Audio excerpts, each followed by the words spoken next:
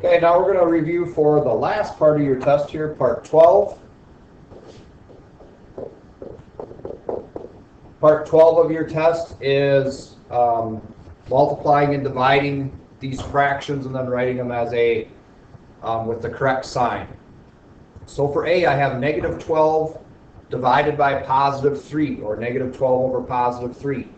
Well, a negative over a positive is a negative, and 12 divided by 3 is 4. So we end up with negative 4. If we look at B, we have the fraction negative 16 over negative 19. Well, I know a negative divided by a negative is a positive, and 16 over 19 is not going to simplify. So I'm just going to write this as positive 16 over 19. Now if we look at C, we have positive r over negative 3. Well, a positive divided by a negative is a negative. And then r over 3, well, there's nothing we can do with that, so we just write it as r over 3. So we end up with negative r over 3. Now for letter D, we have negative 10b over negative 2.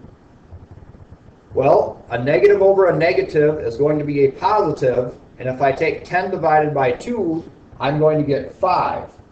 And then I still have that b there, so it ends up being positive 5b for our answer. Okay, you can go ahead and work the rest of these, E and F on this page. Now, we're also going to move on to the next one here. We have some similar problems here, and then we also have somewhere we have to multiply first. Okay, so let's take a look at letter B here. So we're going to take a look at this one. Now I'm taking a positive 4/3 times a negative 2/5. Well, a positive times a negative is going to be a negative. On top, 4 times 2 is going to be 8, and on the bottom, 3 times 5 is 15. So we end up with negative 8/15. Now always check to make sure if that simplifies or not, and 8/15 does not simplify.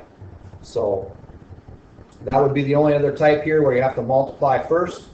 So you can go ahead and finish the rest of the problems on this page. Again, check with me when you are done, and we'll check to make sure you have them all correct. And you can either be finished with the review or going on to another part here.